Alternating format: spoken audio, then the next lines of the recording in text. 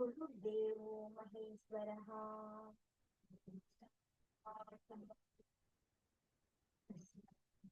तस्मै नमः। नमः। नमः।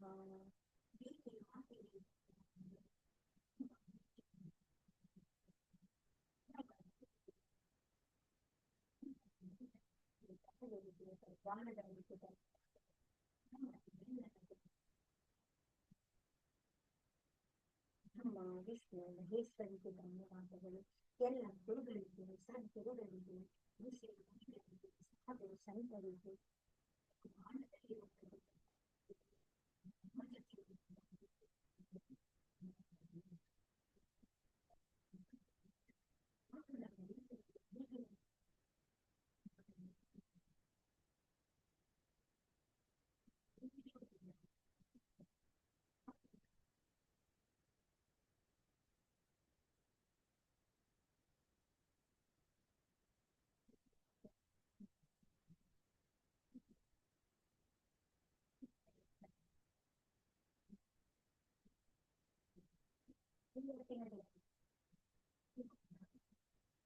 ಎಲ್ಲ ಅಧ್ಯಾಯಗಳನ್ನ ನಾವು ಒಂದೊಂದಾಗಿ ನಾವು ತಿಳ್ಕೊಳ್ತಾ ಬರೋಣ.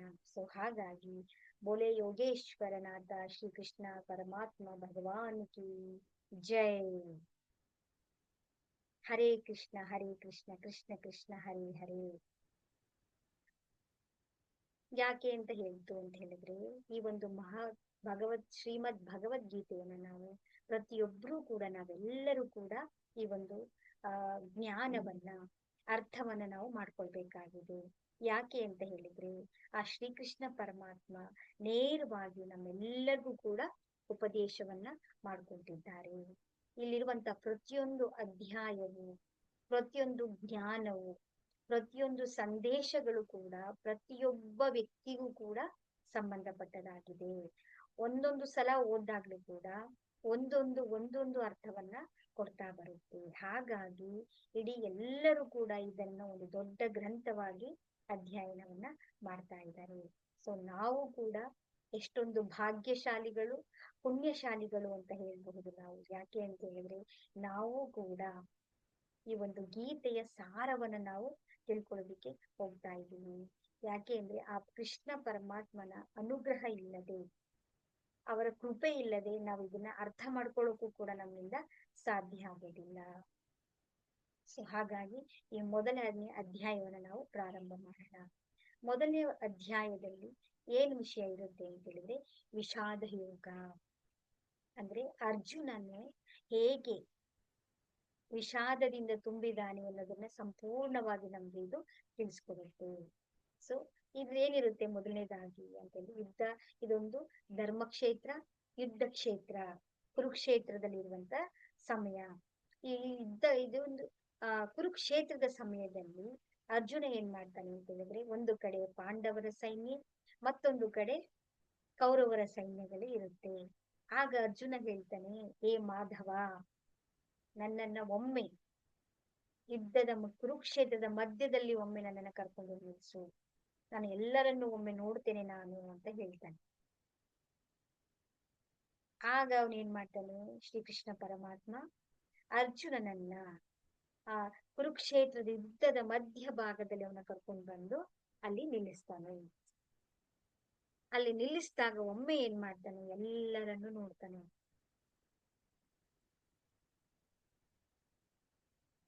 ಎಲ್ಲ ದುರ್ಯೋಧನ ಸೈನ್ಯ ಎಲ್ಲವೂ ಕೂಡ ಒಂದು ಕಡೆ ಇರುತ್ತೆ, ತಮ್ಮ ಸೈನ್ಯ ಒಂದು ಕಡೆ ಇರುತ್ತೆ. ಆಗ ಎಲ್ಲರನ್ನು ನೋಡ್ತಾನೆ. ನೋಡಿದಾಗ ಸೈನ್ಯದಲ್ಲಿ ಏನಿರುತ್ತೆ, ಯಾರ್ಯಾರು ಎಲ್ಲರೂ ಸೇರಿರ್ತಾರೆ ಅಂತ ಹೇಳಿದ್ರೆ, ಅಲ್ಲಿ ದೊಡ್ಡಪ್ಪ, ಚಿಕ್ಕಪ್ಪಂದಿರೆಲ್ಲರೂ, ಅಜ್ಜ, ಮುತ್ತಜ್ಜ, ಗುರುಗಳು, ಸೋದರ ಮಾವಂದಿರು, ಹೌದಲ್ವ, ಹಾಗೆ ಎಲ್ಲರೂ ಕೂಡ ಸಹೋದರರು, ಮಕ್ಕಳು, ಮೊಮ್ಮಕ್ಕಳು, ಮಿತ್ರರು, ಮಾವಂದಿರು, ಸಹೃದಯ ಉಳ್ಳಂತವ್ರು ಎಲ್ಲರೂ ಕೂಡ ಈ ಒಂದು ಕುರುಕ್ಷೇತ್ರದ ಯುದ್ಧದಲ್ಲಿ ಸೈನ್ಯದ ಬಂದು ನಿಂತಿರ್ತಾರೆ. ಎಲ್ಲರನ್ನು ಕೂಡ ಒಮ್ಮೆ ಅವರನ್ನು ದಿಟ್ಟಿಸಿ ನೋಡಿದಾಗ ಅವನಿಗೇನಾಗುತ್ತೆ ಅಂದ್ರೆ, ಕರುಣಾಪರವಶನಾಗಿ ಶೋಕವನ್ನ ಮಾಡ್ತಾ, ಶೋಕಿಸುತ್ತ ಅವನು ತನ್ನ ಹತ್ರ ತನ್ನ ಕೈಯಲ್ಲಿ ಇಟ್ಕೊಂಡಿರುವಂತಹ ಗಾಂಡೀವದ ಧನಸ್ಸನ್ನ ಅವನು ಏನ್ ಮಾಡ್ತಾನೆ, ಅಲ್ಲಿ ಜಾರಿ ಬೀಳಿಸ್ಬಿಡ್ತಾನೆ. ಆ ಒಂದು ಕುರುಕ್ಷೇತ್ರದಲ್ಲಿ ಮನಸ್ಸು ಭ್ರಮೆಗೆ ಒಳಗಾಗ್ಬಿಡುತ್ತೆ. ಆಗ ಅವನು ಪ್ರಶ್ನೆಯನ್ನು ಕೇಳ್ತಾನೆ, ಹೇ ಕೇಶವ, ಈ ಸಜ್ಜನರೆಲ್ಲರನ್ನ ಕೊಂದು ನನಗೇನ್ ಶ್ರೇಯಸ್ಸು ಸಿಗುತ್ತೆ? ಹೇ ಕೃಷ್ಣ, ನಾನು ಈ ಯುದ್ಧದಲ್ಲಿ ಗೆದ್ದು ಇಲ್ಲಿರುವಂತ ರಾಜ್ಯ, ಸುಖ, ಭೋಗ ಇದು ಯಾವುದೂ ಕೂಡ ನನಗೆ ಇಚ್ಛೆ ಇಲ್ಲ. ನನ್ಗೆ ಇಚ್ಛೆ ಆಗ್ತಾ ಇಲ್ಲ. ನನಗೆ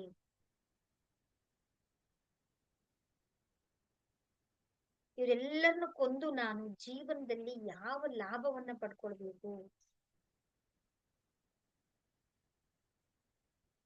ಇವರೆಲ್ಲರೂ ನನ್ನ ಪರಿವಾರದವರು, ನನ್ನ ಕುಟುಂಬದವರು, ನನ್ನ ಬಂಧು ಬಳಗ ಬಾಂಧವರು. ಇವರೆಲ್ಲರೂ ಯಾವ ರೀತಿ ನಾನು ಯುದ್ಧ ಮಾಡ್ಲಿ? ನನ್ನಿಂದ ಯುದ್ಧ ಮಾಡಕ್ಕಂತೂ ನಾನು ಯುದ್ಧವನ್ನು ಮಾಡಲ್ಲ. ಬೇಕಾದ್ರೆ ಅವರೇ ನನ್ನನ್ನ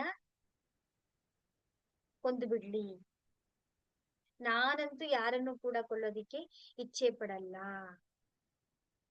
ಇಲ್ಲಿರುವಂತ ಎಲ್ಲ ಸ್ತ್ರೀಯರೆಲ್ಲರನ್ನೂ ಕೂಡ ನಾನು ದೋಷಪೂರಿತವನ್ನಾಗಿ ಮಾಡ್ಬೇಕಾಗತ್ತೆ. ನಮ್ಮ ಕುಲ ಧರ್ಮಗಳು ನಾಶ ಆಗತ್ತೆ. ನಾವು ಇಷ್ಟೆಲ್ಲ ತಿಳಿದೊಂದು ಬುದ್ಧಿವಂತರಾಗಿ ಈ ರಾಜ್ಯಗಳ ಸುಖದ ಲೋಭದಿಂದ ಇಲ್ಲಿ ನೆರೆದಿರುವಂತ ಎಲ್ಲ ಸಜ್ಜರನ್ನ ಕೊಲ್ಲೋದಿಕ್ಕೆ ನಾನ್ ತೊಡಗಿದ್ದೇನಲ್ಲ, ಇದು ಪಾಪ ಅಲ್ವಾ? ಇದು ಕರ್ಮ ಬರಲ್ವಾ ನನಗೆ? ಬೇಕಾದ್ರೆ ಆ ಧೃತರಾಷ್ಟ್ರನ ಪುತ್ರರೇ ಇದಾರಲ್ಲ, ಅವರೇ ನನ್ನನ್ನ ಯುದ್ಧದಲ್ಲಿ ಕೊಂದು ಹಾಕ್ಲಿ, ಅದೇ ನನಗೆ ಶ್ರೇಯಸ್ಸು.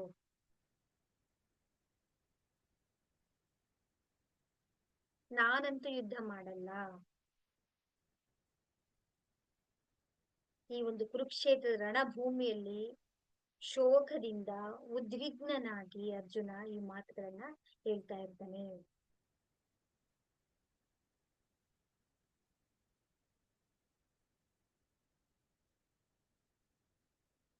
ಅಂದ್ರೆ ಅಟ್ಯಾಚ್ಮೆಂಟ್ ಇಂದಾಗಿ, ಮೋಹಕ್ಕೆ ಒಳಗಾಗಿ, ನನ್ನವರು ಎಲ್ಲರೂ ನನ್ನವರು ಅಂತ ಹೇಳಿ ಧರ್ಮವದ ಪರವಾಗಿ ನಿಲ್ಲದೆ, ನನ್ನ ಗುರುಗಳು, ನನ್ನ ಹಿರಿಯರು, ನನ್ನ ಅಜ್ಜ ಮುತ್ತಜ್ಜ ಅಂತ ಹೇಳಿ ತುಂಬಾ ಶೋಕ ತಪ್ತನಾಗಿ ತನ್ನ ಧರ್ಮದ ತನ್ನ ಕ್ಷೇತ್ರವನ್ನ ಮರೆತು ಭಾವಪರವಶನಾಗಿ ಅರ್ಜುನ ಆ ಕೃಷ್ಣನಲ್ಲಿ ಮಾತಾಡ್ತಾ ಇರ್ತಾನೆ. ಈ ಎಲ್ಲ ಗೊಂದಲಗಳಿಂದ, ಕನ್ಫ್ಯೂಷನ್ಗಳಿಂದ ಏನ್ ಮಾಡ್ತಾನೆ ಅಂದ್ರೆ, ಕೊನೆಯದಾಗಿನೂ ಕೂಡ ನಾನಂತೂ ಯುದ್ಧ ಮಾಡಲ್ಲ, ತನ್ನ ಹತ್ರ ಇರುವಂತ ಬಾಣ ಸಹಿತ ಧನಸ್ಸುಗಳನ್ನ ಕೆಳಗಡೆ ಹಾಕ್ಬಿಡ್ತಾನೆ. ರಥದ ಹಿಂಭಾಗದಲ್ಲಿ ಹೋಗಿ ಕುಳಿತುಕೊಂಡ್ಬಿಡ್ತಾನೆ.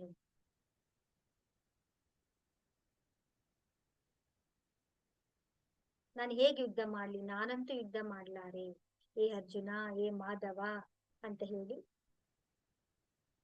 ಶೋಕತಪ್ತನಾಗಿ ನಿಂತಿರ್ತಾನೆ. ನೋಡಿ, ಈ ಒಂದು ಅಧ್ಯಾಯದ ಮೊದಲನೇ ಅಧ್ಯಾಯದಲ್ಲಿ ನಾವು ಕಲಿಬೇಕಾಗಿರುವಂತದ್ದು ಏನು?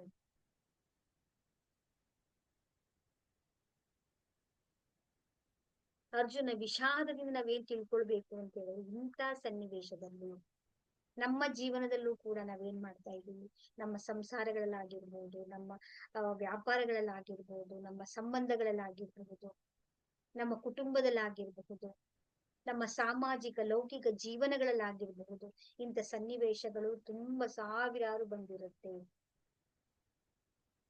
ಅಂತ ಸಂದರ್ಭದಲ್ಲಿ ನಾವೇನ್ ಮಾಡ್ತೀವಿ, ನನ್ನ ಕೈಲಿ ಆಗಲ್ಲ, ಮಾಡಕ್ಕಾಗಲ್ಲ, ನನಗೆ ತಿಳಿದಿಲ್ಲ, ನನ್ನಿಂದ ಅಸಾಧ್ಯ ಇದು, ನನ್ನಲ್ಲಿ ಯಾವುದೇ ರೀತಿಯಾದಂತಹ ಪರಿವರ್ತನೆಗಳು ಮಾಡೋದಿಕ್ಕಾಗೋದಿಲ್ಲ ಅಂತೇಳಿ ನಾವು ಭಯದಿಂದ, ಹಿಂಜರಿಕೆಯಿಂದ, ಅಜ್ಞಾನದಿಂದ ನಾವು ಹಿಂದೆ ಉಳ್ಕೊಳ್ತಾ ಬರ್ತೀವಿ.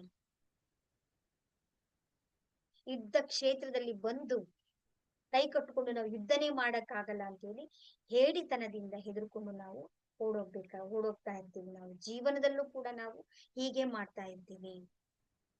ನಮ್ಮ ಜೀವನದಲ್ಲಿ ನಾವು ಮಾಡ್ತಾ ಇರುವಂತಹ ನಮ್ಮ ಆತ್ಮಾವಲೋಕನವನ್ನ ನಾವು ಮಾಡ್ಕೊಂಡಾಗ ನಾವು ಕೂಡ ಅರ್ಜುನನ ಸ್ಥಿತಿಯಲ್ಲೇ ನಾವು ಕೂಡ ಇದ್ದೀವಿ. ಇಂಥ ಗೊಂದಲದಲ್ಲಿ ಹತಾಶೆಯಾದಾಗ, ನಿರಾಶೆ ಉಂಟಾದಾಗ, ಗೊಂದಲಗಳುಂಟಾದಾಗ, ಕನ್ಫ್ಯೂಸ್ ಆದಾಗ ನಮ್ಮ ಮೈಂಡ್ ಎಲ್ಲ ಮನಸ್ಸೆಲ್ಲ ಏನಾಗ್ಬಿಡುತ್ತೆ, ಬ್ಲಾಂಕ್ ಆಗ್ಬಿಡ್ತೀವಿ. ಅಂತ ಸಂದರ್ಭದಲ್ಲಿ ನಾವ್ ಏನ್ ಮಾಡ್ಬೇಕು ಅಂತ ಹೇಳಿದ್ರೆ ಆ ಪರಮಾತ್ಮನನ್ನ ನಾವು ನೆನಬೇಕು. ಒಬ್ಬ ಗುರುವನ್ನ ನಾವು ಹುಡುಕೊಳ್ಬೇಕು. ಒಬ್ಬ ಕೋಚನ್ನ ನಾವು ನೋಡ್ಕೊಳ್ಬೇಕು. ನಮ್ಗೆ ದಾರಿಯನ್ನ ತೋರಿಸುವಂತ ಗೈಡರನ್ನ ನಾವು ನೋಡ್ಕೊಳ್ಬೇಕು. ನಾವು ಶರಣಾಗತಿಯಿಂದ ನಮ್ಮ ಗುರುಗಳಾಗಿರ್ಲಿ, ಕೋಚ್ ಆಗ್ಲಿ, ಅವ್ರು ಏನ್ ಹೇಳ್ತಾರೆ ಶರಣಾಗತಿಯಿಂದ, ಸಮರ್ಪಣೆ ಭಾವದಿಂದ, ಅಂದ್ರೆ ಸಂಪೂರ್ಣವಾಗಿ ನಾವು ಸರೆಂಡರ್ ಆಗಿರ್ಬೇಕು. ಅವ್ರು ಹೇಗೆ ಹೇಳ್ಕೊಡ್ತಾರೋ ಆ ಒಂದು ಮಾರ್ಗದಲ್ಲಿ ನಾವು ನಡೆದಾಗ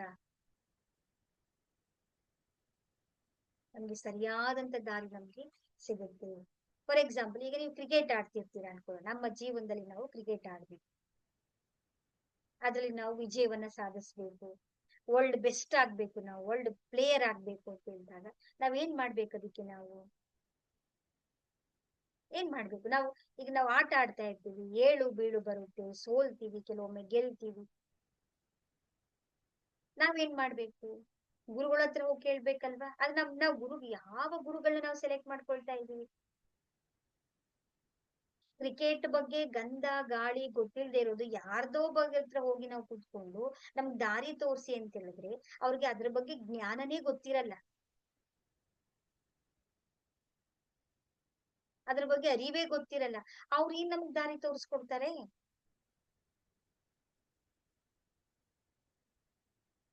ಈಗ ನಾವು ಒಂದು ಬಿಸ್ನೆಸ್ ಅನ್ನ ಮಾಡ್ತಾ ಇರ್ತೀವಿ, ಹೌದಲ್ಲ? ಬಿಸ್ನೆಸ್ ಅಲ್ಲಿ ಹಣ ಮಾಡಿರೋದು ಹೇಗೆ, ಸಕ್ಸಸ್ ಆಗಿರೋದು ಯಾವ ರೀತಿ ಅಂತ ಹೇಳಿ ಮಾಡಿರೋರ ಹತ್ರ ಕೇಳ್ಬೇಕಲ್ವಾ ನಾವು? ಯಾರ್ಯಾರು ಮಾಡಿದ್ದಾರೆ, ಯಾವ ದಾರಿನಲ್ಲಿ ಹೋಗಿದ್ದಾರೆ, ಅವರ ಮಾರ್ಗದರ್ಶನವನ್ನ ಕೇಳಿದಾಗಲ್ವಾ ನಮ್ಗೆ ಸರಿಯಾದಂತ ದಾರಿ ಸಿಗುತ್ತೆ. ಆದ್ರೆ ನಾವುಗಳೆಲ್ಲ ಏನ್ ಮಾಡ್ತಾ ಇದ್ದೀವಿ? ನಮ್ಮ ಜೀವನದಲ್ಲಿ ಬರ್ತಾ ಇರುವಂತ ಯಾವುದೇ ರೀತಿಯ ಶೈಕ್ಷಣಿಕ ಕ್ಷೇತ್ರದಲ್ಲಾಗಿರ್ಬೋದು, ನಮ್ಮ ಮಾನಸಿಕ ಕ್ಷೇತ್ರದಲ್ಲಾಗಿರ್ಬೋದು, ಆಧ್ಯಾತ್ಮಿಕ ಕ್ಷೇತ್ರದಲ್ಲಾಗಿರ್ಬಹುದು, ನಮ್ಮ ಮಕ್ಕಳಿಗೆ ವಿದ್ಯೆಯನ್ನು ಹೇಳ್ಕೊಡುವಂತದ್ರಲ್ಲಾಗಿರ್ಬಹುದು, ಅಥವಾ ನಮ್ಮ ಸಂಬಂಧಗಳಲ್ಲಿ ನಾವು ಸರಿ ಮಾಡ್ಕೊಳ್ಳೋದಾಗಿರ್ಬಹುದು, ನಾವ್ ಯಾರ ಹತ್ರ ಹೋಗಿ ನಾವು ಮಾರ್ಗದರ್ಶನ ಕೇಳ್ತಾ ಇದ್ದೀವಿ?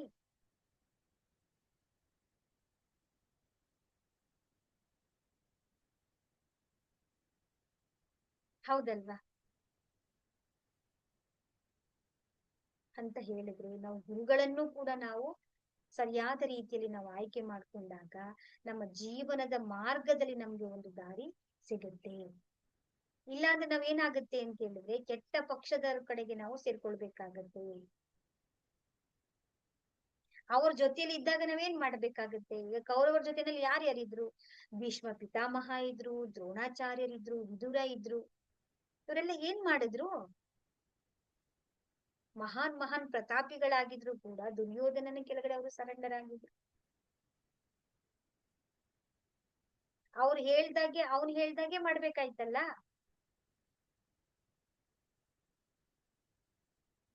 ನಾವು ಕೂಡ ಹೇಗಾಗತ್ತೆ ಅಂತ ಹೇಳಿದ್ರೆ ನಾವು ನೆಗೆಟಿವ್ ವ್ಯಕ್ತಿಗಳ ಜೊತೆಯಲ್ಲಿ, ನಮ್ಮ ದಾರಿಯನ್ನು ತಪ್ಪಿಸಿರುವಂತಹ ವ್ಯಕ್ತಿಗಳ ಜೊತೆಯಲ್ಲಿ, ಅದರ ಬಗ್ಗೆ ನಾವು ನಮ್ಮ ಗುರಿಗೆ ಸಂಬಂಧಪಟ್ಟಂತಹ ಮಾರ್ಗದರ್ಶನ ಮಾಡುವಂತಹ ವ್ಯಕ್ತಿಗಳ ಜೊತೆ ಆಗಿರ್ಬೋದು, ನಮ್ಮ ಸಹವಾಸಗಳಾಗಿರ್ಬಹುದು, ನಮ್ಮ ಗುಂಪುಗಳಲ್ಲಾಗಿರ್ಬೋದು, ಅಲ್ಲಿ ನಾವು ಇಲ್ಲ ಅಂತ ಹೇಳಿದ್ರೆ, ನಮ್ಗೆ ಮಾರ್ಗದರ್ಶನ ಮಾಡುವಂತ ವ್ಯಕ್ತಿಗಳಿಲ್ಲ ಅಂತ ಹೇಳಿದ್ರೆ ನಮ್ಮ ದಾರಿಯನ್ನ ನಾವು ತಪ್ಪಬೇಕಾಗತ್ತೆ. ಕೆಟ್ಟ ದಾರಿಯಲ್ಲಿ ನಾವು ನಡಿಬೇಕಾಗುತ್ತೆ. ಈ ಭಗವದ್ಗೀತೆಯ ಮೊದಲನೇ ಅಧ್ಯಾಯದಿಂದ ನಾವು ತಿಳ್ಕೊಳ್ಳುವಂಥದ್ದು ಏನು ಅಂತ ಹೇಳಿದ್ರೆ, ನಮ್ಮ ಒಂದು ಎಲ್ಲ ಗೊಂದಲಗಳಿಗೆ ನಾವು ಒಬ್ರು ಕೋಚನ್ನ ನಾವು ಸೆಲೆಕ್ಟ್ ಮಾಡ್ಕೊಳ್ಬೇಕು. ಆ ಕೋಚ್ಗೆ ನಾವು ಶರಣಾಗತಿಯಿಂದ ಸಮರ್ಪಣಾ ಭಾವದಿಂದ ಅವ್ರು ಹೇಳಿದ ಮೇಲೆ ಫೈನಲ್. ಅಲ್ಲಿ ಎಲ್ಲರನ್ನು ಬಿಟ್ಟು ಅರ್ಜುನ ಶ್ರೀಕೃಷ್ಣ ಪರಮಾತ್ಮನೇ ಯಾಕೆ ಹೇಳ್ದ? ಅವನು ಶ್ರೀಕೃಷ್ಣ ಪರಮಾತ್ಮ ಹೇಳಿದ ಮೇಲೆ ದಟ್ ಇಸ್ ದ ಫೈನಲ್. ಅವ್ರು ಹೇಳ್ತಾರೆ ಅಲ್ವಾ, 5 ರಾಜ್ಯವನ್ನ ಕೇಳಿ ನೀವು ಅಂತ ಹೇಳ್ತಾರೆ. ಸರಿ ಆಯ್ತಪ್ಪ, ನಮ್ಗೆ ಅದೇ ಸಾಕು, ನಾವು 5 ರಾಜ್ಯನೇ ಕೇಳ್ತೀವಿ ಅಂತ. 5 ರಾಜ್ಯನೇ ಕೊಡಪ್ಪ ನಮ್ಗೆ ಅಂತ ದುರ್ಯೋಧನ ಕೇಳ್ತಾರೆ. ಆದ್ರೆ ದುರ್ಯೋಧನ ಕೊಟ್ನ ಅವನು? ಅದ್ ಕೊಡದೇ ಇರೋದಿಕ್ಕೆ ಅನುಭವಿಸು, ಕುರುಕ್ಷೇತ್ರದ ಫಲವನ್ನ ಎಲ್ಲರೂ ಕೂಡ ಅನುಭವಿಸ್ಲೇಬೇಕಾಗತ್ತೆ. ಇದು ಈ ಒಂದು ಮೊದಲನೇ ಅಧ್ಯಾಯದಿಂದ ಒಂದು ನಾವು ತಿಳಿದುಕೊಳ್ಳಬೇಕಾದಂತಹ ವಿಷಯಗಳಾಗಿರುತ್ತೆ. ಯಾಕೆ ಅಂತ ಹೇಳಿದ್ರೆ, ನಿಮ್ಗೆ ನಾನು ಒಂದೊಂದು ಶ್ಲೋಕವನ್ನು ಕೂಡ ನಾನು ನಿಮ್ಗೆ ಅರ್ಥ ನನಗೆ ಶ್ಲೋಕಗಳು ಬರೋದಿಲ್ಲ, ಹಾಗಾಗಿ ಕ್ಷಮೆ ಇರ್ಲಿ ನಾನು ನಿಮ್ಮ ಹತ್ರ. ನನಗೆ ಅತ್ಯಂತ ಸರಳವಾಗಿ ಸುಲಭವಾಗಿ ನಿಮ್ಮೆಲ್ಲರಿಗೂ ಕೂಡ ಅದ್ರ ಸಾರಾಂಶ ನಿಮ್ಗೆ ಅರ್ಥ ಆಗ್ಬೇಕು ಅಂತೇಳಿ ನಾನೊಂದು ಸಣ್ಣ ಪ್ರಯತ್ನವನ್ನ ನಾನು ನಿಮ್ಗೆ ಮಾಡ್ತಾ ಇದ್ದೀನಿ. ಸೊ ಹಾಗಾಗಿ ನೀವೆಲ್ಲರೂ ಕೂಡ ಇದು ನಿಮ್ಗೆ ಸರಳವಾಗಿ ಅರ್ಥ ಆದ್ರೆ ಸಾಕು, ಅರ್ಥ ಆಗ್ಬೇಕು. ನಮ್ಮ ಜೀವನದಲ್ಲಿ ನಾವು ನಮ್ಮ ಸನ್ನಿವೇಶಗಳಲ್ಲಿ ಇರುವಂತ ಈ ಒಂದು ಗೊಂದಲಗಳಿಂದ ನಾವು ಹೊರಗಡೆ ಬರ್ಬೇಕಾಗತ್ತೆ. ನಮ್ಮ 2ನೇ ಅಧ್ಯಾಯ ಏನ್ ಹೇಳುತ್ತೆ ಅಂತ ಹೇಳಿದ್ರೆ ಸಾಂಖ್ಯ ಯೋಗ.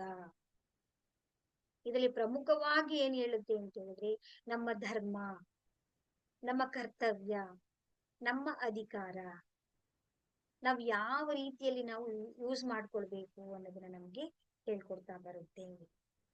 ಇಲ್ಲಿ ಅರ್ಜುನ ಏನ್ ಮಾಡ್ತಾನೆ, ಅವನಿಗೆ ಮನಸ್ಸು ವ್ಯಾಕುಲತೆಯಿಂದ ತುಂಬಿರುತ್ತೆ.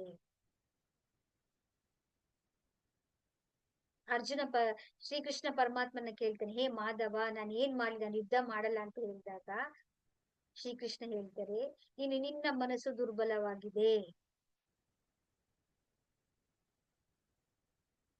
ಯಾಕೆ? ನೀನು ಮೋಹಕ್ಕೆ ಒಳಗಾಗಿದೀಯ. ನೀನು ನನ್ನವರು, ಬಂಧು ಬಾಂಧವರು, ಬಳಗ ಅಂತ ಹೇಳಿ ನೀನು ಮೋಹಕ್ಕೆ ಸಿಲುಕಿದೀಯಲ್ಲ. ನಿಂಗೆ ಧರ್ಮ ಮತ್ತೆ ಅಧರ್ಮದ ಅರಿವಿಲ್ವಾ ನಿನಗೆ? ಯಾವುದು ಧರ್ಮ, ಯಾವುದು ಅಧರ್ಮ? ಯಾಕೆ ಈ ತರ ಮಾಡ್ತಾ ಇದೀಯ ನೀನು ನಪುಂಸಕನಾಗ್ಬೇಡ. ಹೇಡಿತನದಿಂದ ನೀನು ಈ ಕುರುಕ್ಷೇತ್ರ ಯುದ್ಧವನ್ನ ಬಿಟ್ಟು ನೀನು ಹೋಗ್ಬೇಡ. ನೀನು ಇಂದ್ರಿಯಗಳ ವಶದಲ್ಲಿ ಸಿಕ್ಕಾಕೋಬೇಡ. ನೀನು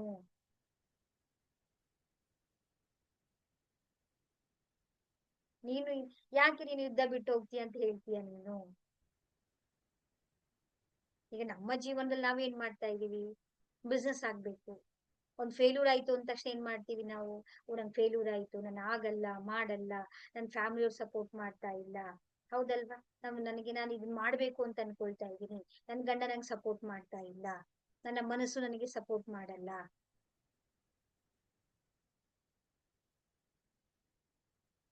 ಎಷ್ಟು ಕ್ವಶನ್ಸ್ ಗಳಿದೆ ಅಲ್ವಾ ನಮ್ಮಲ್ಲಿ. ನಂಗೆ ಸಮಯ ಇಲ್ಲ, ನನ್ ಕೆಲ್ಸ ಮಾಡಕ್ ಬರಲ್ಲ, ನನ್ ಕೈಲಿ ಇದು ಅಸಾಧ್ಯ, ನಾನೊಬ್ಳೆ ಹೇಗೆ ಇದನ್ ಮಾಡ್ಲಿ, ನಾನೊಬ್ಳೆ ಹೇಗೆ ಎಲ್ಲಾ ಜವಾಬ್ದಾರಿ ತಗೊಂಡ್ ನನ್ ಮಾಡಕ್ ಆಗತ್ತಾ?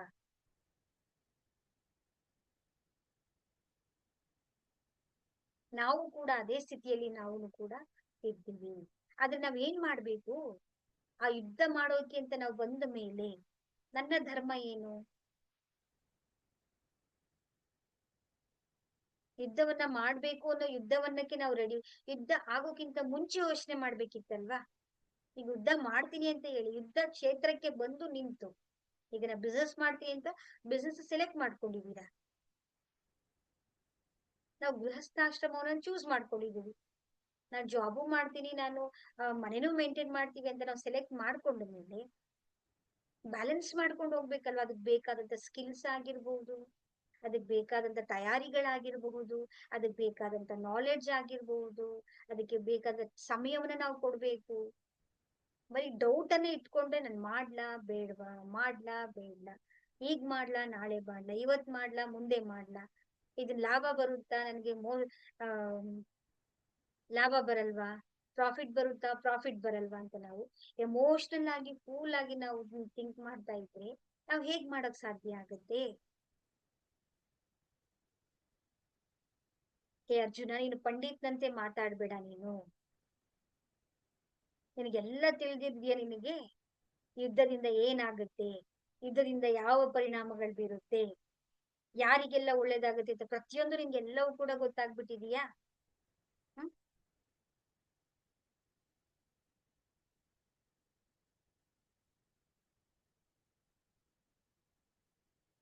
ಇವ್ರೆಲ್ಲ ನಾನು ಇವ್ರೆಲ್ಲರೂ ನಾನು ಹೇಗ್ ಸಾಯಿಸ್ಲಿ, ಕೊಲ್ಲಲಿ ಅಂತ ಹೇಳ್ತಾ ಇದೆಯಲ್ಲ. ಶರೀರನ ನೀನ್ ಕೊಲ್ತಾ ಇದೀಯ ನೀನು. ಇಲ್ಲಿ ಯಾರು ಸಾಯ್ತಾ ಇಲ್ಲ, ಯಾರು ಇಲ್ಲಿ ಕೊಲ್ತಾ ಇಲ್ಲ. ಈ ಶರೀರ ಯಾವುದು ಕೂಡ ಸಾಯೋದಿಲ್ಲ. ಆತ್ಮ ಮಾತ್ರ ಶ್ರೇಷ್ಠವಾದದ್ದು ಅಂತ ಹೇಳ್ತಾ ಇದ್ದಾರೆ ಇಲ್ಲಿ. ಆತ್ಮದ ಬಗ್ಗೆ ಶ್ರೀಕೃಷ್ಣ ಪರಮಾತ್ಮ ಹೇಳ್ತಾ ಇದ್ದಾರೆ. ನಾವು ಎಲ್ಲ ಏನ್ ಅನ್ಕೊಳ್ತಾ ಇದೀವಿ? ನಾನ್ ಸರಿತಾ, ನಾನ್ ಶರೀರ, ಇದು ನನ್ನ ಶರೀರ, ಅದನ್ನ ಮಾತ್ರ ನಾವು ನೋಡ್ತಾ ಇದೀವಿ. ಶರೀರ ಶಾಶ್ವತ ಅಲ್ಲ. ಆದ್ರೆ ಈ ಶರೀರ ನಡ್ಕೊಂಡು ಹೋಗ್ಬೇಕು ಅಂದ್ರೆ ಏನ್ ಬೇಕು? ಅದ್ರೊಳಗಡೆ ಇರುವಂತ ಆತ್ಮ ಬೇಕಲ್ವಾ? ಈ ಆತ್ಮ ಯಾವುದು? ಈ ಆತ್ಮಕ್ಕೆ ಹುಟ್ಟು ಇಲ್ಲ, ಸಾವು ಇಲ್ಲ ಅಂತ ಆತ್ಮದ ಬಗ್ಗೆ ಡಿಟೇಲ್ ಆಗಿ ಎಕ್ಸ್ಪ್ಲೇನ್ ಮಾಡ್ತಾ ಇದ್ದಾರೆ. ಒಮ್ಮೆ ಉತ್ಪತ್ತಿ ಆಯ್ತು ಅಂತ ಹೇಳಿದ್ರೆ ಈ ಆತ್ಮ ಮತ್ತೆ ಯಾವಾಗ್ಲೂ ಇರುತ್ತೆ. ಇದು ಜನ್ಮರಹಿತವಾದದ್ದು, ಸನಾತನವಾಗಿರುವಂತದ್ದು. ಈಗ ಮನುಷ್ಯ ಹೇಗೆ ಅಂತ ಹೇಳಿದ್ರೆ ಈ ಹಳೆ ಬಟ್ಟೆನ ತೆಗ್ದು ಹಾಕ್ಬಿಡ್ತಾನೆ, ಹೊಸ ಬಟ್ಟೆಯನ್ನ ಹಾಕೊಳ್ತಾನಲ್ಲ. ಹಾಗೆ ಆತ್ಮ ಏನ್ ಮಾಡುತ್ತೆ ಅಂದ್ರೆ ಈ ಹಳೆಯ ಶರೀರವನ್ನ ಬಿಟ್ಟು ಹೊಸ ಶರೀರವನ್ನ ಅದು ಪಡ್ಕೊಳ್ಳುತ್ತೆ. ಶೋಕಿಸ್ಬೇಡ ನೀನು. ಹುಟ್ಟಿದವರು ಸಾವು ನಿಶ್ಚಿತವಾಗಿರುತ್ತೆ. ಸತ್ತವರ ಹುಟ್ಟು ಅದು ಕೂಡ ನಿಶ್ಚಿತವಾಗಿರುತ್ತೆ. ಹುಟ್ಟಿದ ಮೇಲೆ ಸಾವು ನಿಶ್ಚಿತ, ಸತ್ತ ಮೇಲೆ ಹುಟ್ಟು ನಿಶ್ಚಿತ. ನಿನ್ನ ಕರ್ತವ್ಯವನ್ನ ನೀನು ಮಾಡು. ನಿನ್ನ ಸ್ವಧರ್ಮ ಯಾವುದು? ಈಗ ಯುದ್ಧ ಕ್ಷೇತ್ರದಲ್ಲಿ, ಯುದ್ಧ ರಂಗದಲ್ಲಿ ನೀನು ಬಂದು ಈಗ ನಿಂತ ಮೇಲೆ ಅದರ ಫಲಾಪೇಕ್ಷೆಗಳನ್ನು ಯೋಚನೆ ಮಾಡಿದೆ ನೀನು ನಿನ್ನ ಧರ್ಮದಿಂದ ನೀನು ಯುದ್ಧವನ್ನ ಮಾಡ್ಬೇಕಲ್ವಾ? ನೀನ್ ಕ್ಷತ್ರಿಯನಾಗಿ ನೀನ್ ಯುದ್ಧ ಮಾಡ್ಲಿಲ್ಲ ಅಂತ ಹೇಳಿದ್ರೆ, ನಿನ್ನ ಕರ್ತವ್ಯವನ್ನು ನೀನು ಮಾಡ್ಲಿಲ್ಲ ಅಂತ ಹೇಳಿದ್ರೆ ನಿನ್ಗೇನಾಗುತ್ತೆ? ನಿನಗೆ ಮುಂದೆ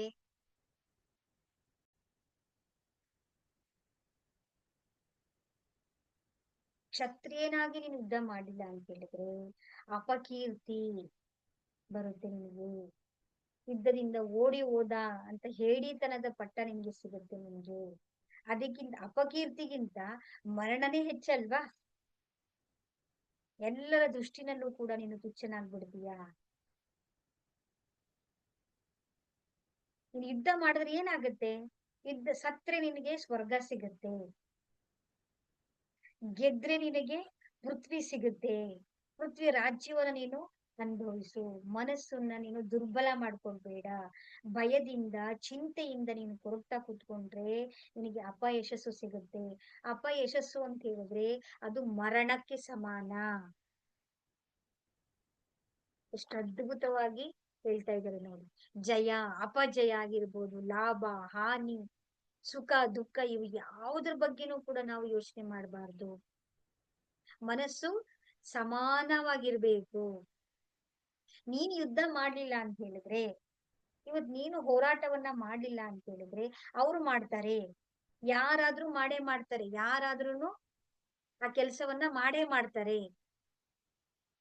ನಿನ್ನ ಕರ್ತವ್ಯವನ್ನ ನೀನು ಬಿಡಬೇಡ. ನಿನ್ನ ಡ್ಯೂಟಿ ಏನಿದೆ,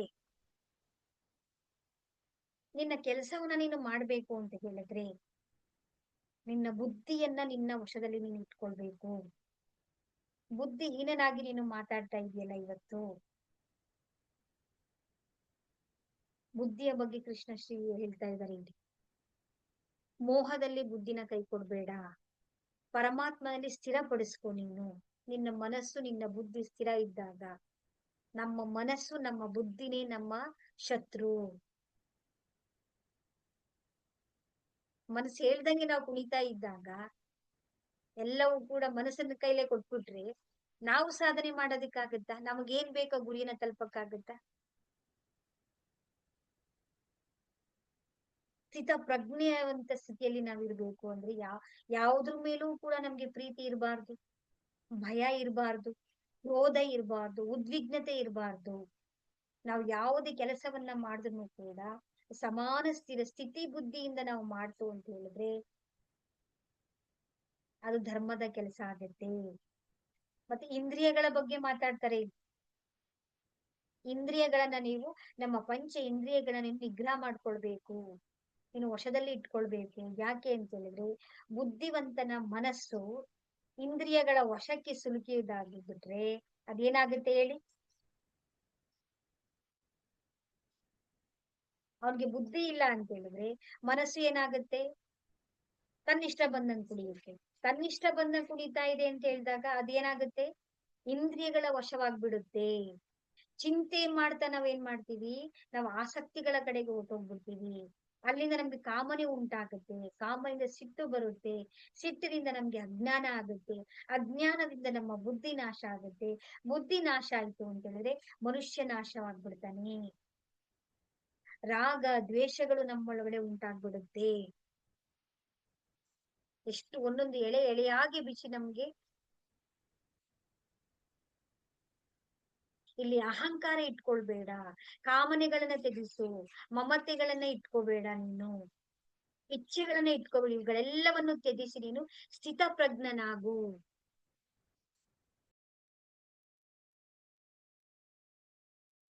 ಆ ಪರಮತತ್ವವನ್ನು ಪಡೆದಂತ ಪುರುಷ ಯೋಗಿ ಆಗ್ತಾನೆ. ಯೋಗಿ ಸ್ಥಿತಪ್ರಜ್ಞನಾಗಿರ್ತಾನೆ. ಸ್ಥಿತಪ್ರಜ್ಞನಾದಂತಹ ಪುರುಷ ಬ್ರಹ್ಮಾನಂದದ ಕಡೆಗೆ ಪಡಿತಾನೆ. ಬ್ರಹ್ಮಾನಂದದಿಂದ ಮಾಡುವಂತ ಕೆಲಸ ಕರ್ತವ್ಯಗಳು ಯಾವಾಗ್ಲೂ ಕೂಡ ನಮ್ಗೆ ಒಳ್ಳೆಯದನ್ನೇ ಮಾಡುತ್ತೆ. ಈ ಒಂದು ಸಾಂಖ್ಯ ಯೋಗದ 2ನೇ ಅಧ್ಯಾಯದಿಂದ ನಾವು ತಿಳಿಯಬೇಕಾಗಿರೋದು ಯಾವ್ಯಾವ್ದು ಅಂತ ಹೇಳಿದ್ರೆ, ನಿನ್ನ ಕೆಲಸವನ್ನ ನೀನು ಮಾಡು. ಅವ್ರ ಬಗ್ಗೆ ಇವ್ರ ಬಗ್ಗೆ ಹೀಗ್ ಮಾಡ್ತಾರೆ ಹಾಗ್ ಮಾಡ್ತಾರೆ ಅಂತ ನಾವು ಮಾತಾಡ್ಬಾರ್ದು. ನಾವು ಪ್ರಾಣಿಯಂತೆ ಪಶುವಿನಂತೆ ವರ್ತಿಸ್ಬಾರ್ದು. ಮನುಷ್ಯನ್ ಏನ್ ಮಾಡ್ತಾರೆ? ತನ್ನ ಬುದ್ಧಿವಂತಿಕೆಯಿಂದ ತನ್ನ ಮಾರ್ಗವನ್ನ ಹುಡ್ಕೊಂಡು ತನ್ನ ಕೆಲಸವನ್ನ ಹೈಯೆಸ್ಟ್ ಲೆವೆಲ್ ಅಲ್ಲಿ ನಾವು ಮಾಡ್ಬೇಕಾಗತ್ತೆ. ಅಟ್ಯಾಚ್ಮೆಂಟ್ ಗೆ ಒಳಗಾಗದೆ ನನ್ನ ಮನೆ, ನನ್ನ ಗಂಡ, ಇದ್ ನಂದು, ನನ್ನ ಆಸ್ತಿ, ನನ್ನ ಹಣ ಅಂತ ನಾವು ಮಾಡ್ಬಾರ್ದು. ನಾವು ಯುದ್ಧವನ್ನ ಮಾಡ್ಬೇಕಾದ್ರೂ ಕೂಡ ಅಜ್ಞಾನದಿಂದ ಮಾಡ್ಬಾರ್ದು. ಎಲ್ಲಿ ಮಾಡ್ಬೇಕು, ಹೇಗ್ ಮಾಡ್ಬೇಕು, ಯಾವ ತರ ಮಾಡ್ಬೇಕು ಅಂತೇಳಿ ನಾವು ಅರಿತುಕೊಂಡು ನಾವು ಮಾಡ್ಬೇಕಾಗತ್ತೆ. ಈ ರೀತಿಯಾಗಿ ನಾವು ಮಾಡ್ಬೇಕಾಗತ್ತೆ.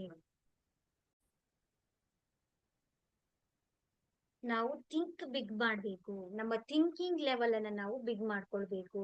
ಹಾಗೆ ನಾವು ಮಾಡುವ ಕೆಲಸವನ್ನು ಕೂಡ ತುಂಬಾ ಒಳ್ಳೇದಾಗಿ ನಾವು ಮಾಡ್ಬೇಕು. ದೂರದೃಷ್ಟಿಯಿಂದ ನಮ್ಮ ಫ್ಯೂಚರ್ಗೆ ನಮ್ಗೆ ಯಾವ್ದು ಒಳ್ಳೇದನ್ನ ಪರಿಣಾಮವನ್ನ ಮಾಡ್ಕೊಡುತ್ತೋ ಆ ಒಂದು ಕೆಲಸವನ್ನ ನಾವು ಮಾಡ್ಬೇಕು. ನಮ್ಮ ಗ್ರೋತ್ಗೆ, ನಮ್ಮ ಬೆಳವಣಿಗೆ ಏನೇನ್ ಬೇಕು ಅದನ್ನ ನಾವು ಮಾಡ್ಕೊಳ್ತಾ ಬರ್ಬೇಕು. ನಮ್ಮ ಹೆಲ್ತ್ಗೆ ಸಂಬಂಧಪಟ್ಟ ಹಾಗೆ, ವೆಲ್ತ್ಗೆ ಸಂಬಂಧಪಟ್ಟ ಹಾಗೆ, ನಮ್ಮ ಬಾಂಧವ್ಯಗಳಿಗೆ ಸಂಬಂಧಪಟ್ಟ ಹಾಗೆ ಅದ್ರಲ್ಲಿ ನಾವು ಏನನ್ನ ಡೆವಲಪ್ ಮಾಡ್ಕೊಳ್ಬೇಕು ಅದರ ಕಡೆಗೆ ನಮ್ಮ ಗಮನವನ್ನ ಕೊಟ್ಟು ನಾವು ನಮ್ಮ ಬಾಂಧವ್ಯ, ನಮ್ಮ ಎಲ್ಲವನ್ನು ಕೂಡ ನಾವು ಸರಿ ಮಾಡ್ಕೊಳ್ಬೇಕಾಗತ್ತೆ. ಸೊ ಎಲ್ಲರಿಗೂ ಕೂಡ ಒಳ್ಳೇದಾಗ್ಲಿ. ಈ ಒಂದು ಅಧ್ಯಯನ, ಒಂದು ಭಗವದ್ಗೀತೆ 2ನೇ ಅಧ್ಯಾಯದ ಮುಖಾಂತರ ನಾವೆಲ್ಲರೂ ಕೂಡ ನಮ್ಮ ಮನಸ್ಸಿನ ಆತ್ಮಾವಲೋಕನವನ್ನ ಮಾಡ್ಕೊಳ್ತಾ, ಚಿಂತನೆಯನ್ನ ಮಾಡ್ತಾ, ಮಂಥನವನ್ನ ಮಾಡ್ತಾ, ನಮ್ಮ ಒಂದು ಜೀವನದಲ್ಲಿ ನಾವು ಇದೆಲ್ಲವನ್ನು ಕೂಡ ನಾವು ಅಳವಡಿಸ್ಕೊಳ್ತಾ ಬಂದಾಗ ಒಂದು ಪರಿವರ್ತನೆ ಆಗುತ್ತೆ. ಸೊ ಎಲ್ಲರಿಗೂ ಕೂಡ ಒಳ್ಳೇದಾಗ್ಲಿ. ಯೋಗೇಶ್ವರ ಶ್ರೀ ಕೃಷ್ಣ ಪರಮಾತ್ಮ ಕಿ ಜೈ. ಹರೇ ಕೃಷ್ಣ ಹರೇ ಕೃಷ್ಣ ಕೃಷ್ಣ ಕೃಷ್ಣ ಹರೇ ಹರೇ, ಹರೇ ರಾಮ ರಾಮ ರಾಮ ಹರೇ ಹರೇ. ಎಲ್ಲರಿಗೂ ಕೂಡ ಕಲ್ಯಾಣವಾಗಲಿ.